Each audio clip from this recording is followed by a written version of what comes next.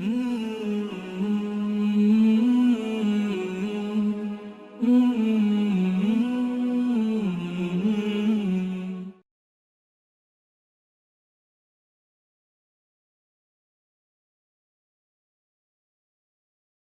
میں کیا ہے؟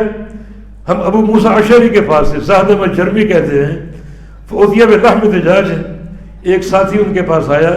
مرغی کا گوشت لے کر، بلحم دجاج، مرغی کا گوشت لے کر آیا، فتنحى رجل من القوم، وہ آپ نے کھانا شروع کیا تو مہمانوں میں ایک شخص موجود تھا، پیچھے ہو کر بیٹھ گیا، اس نے نہیں کھایا، کھانے میں شریک نہیں ہوا، فتنحى رجل من القوم، تو لوگوں میں سے ایک شخص پیچھے ہو کر بیٹھ گیا اور اس نے مرغی کا گوشت نہیں کھایا، فقال ما لك، فرمایا کہ تمہیں کیا ہوا، تم کیوں نہیں کھا رہے؟ فقال، اس شخص نے عرض کیا، انی رأیت تأکل شیئا نتنا، اس شخص نے کہا کہ میں نے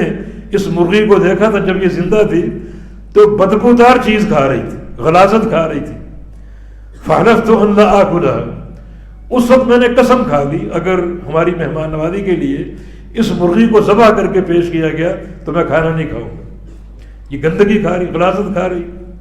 قال، فرمایا ادنو، قریب آؤ، فإنی رأیت رسول اللہ صلی اللہ علیہ وسلم یأکل لحم دجاج، میں نے نبی علیہ السلام کو دیکھا ہے کہ آپ صلی اللہ علیہ وسلم نے مرغی کا گوشت کھایا ہے، اور آپ نے کوئی سوال نہیں کیا اس نے کیا کھایا اور کیا اس کی خوراک تھی، کوئی سوال نہیں کیا۔ نبی علیہ السلام نے جب مرغی کا گوشت کھایا ہے تم کیوں نہیں کھاتے؟ ایک جانور جس کو جلالہ کہتے ہیں، جو گندگی کھاتے ہیں ان کو پرواہ نہیں ہوتی، بعض جانور ایسے ہوتے ان کی قوت شامہ ختم ہو جاتی، یعنی سونگھنے کی صلاحیت ختم ہو جاتی، اور ایسے جانور زیادہ تر غلاظتیں کھاتے ہیں، گندگیاں کھاتے ہیں، ان کو بو محسوس نہیں ہوتی اور ہر چیز کھا جاتے ہیں۔ جلالہ کے بارے میں جو احادیث میں تاکید وارد ہوئی، اگر وہ آپ نے کھانا ہو تو ذبح کرنے سے قبل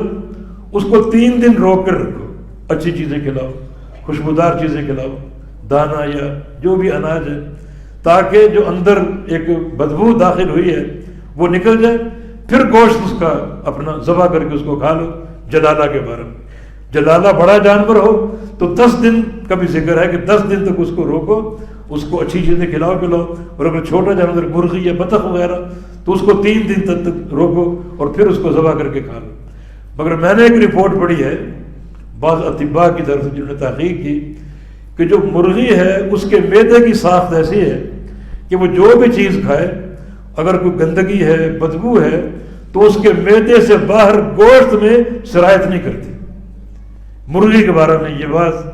اطباء کی یا بعض محققین کی تحقیق کہ وہ جو بھی چیز کھا لے، بدبودار کھا لے یا کوئی بھی چیز کھائے، وہ معدے تک محدود رہتی ہے اور وہ باہر گوشت تک سرایت نہیں کرتی۔ ممکن ہے بطخ اگر کھاتی ہے تو اس کی وہ بدبو جو ہے وہ گوشت تک پہنچ جائے تو وہ جلالہ بن جائے، مگر مرغی جلالہ نہیں بنتی، وہ بدبو اس کے معدے تک محدود رہتی ہے اور اس کے گوشت میں سرایت نہیں کرتی۔ واللہ تعالی اعلم۔ تو اس حدیث سے ثابت ہوا کہ اللہ کے پیارے پیغمبر کے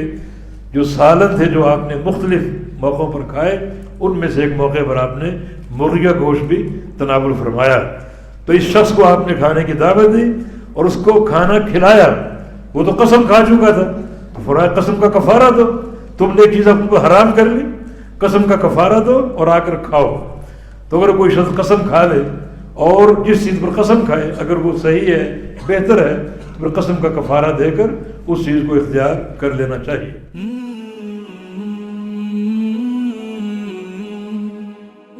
سبسکرائب کریں اور بیل آئیکن پر کلک کریں تاکہ آپ کو بر وقت ہماری ویڈیوز کا نوٹیفیکیشن مل سکے۔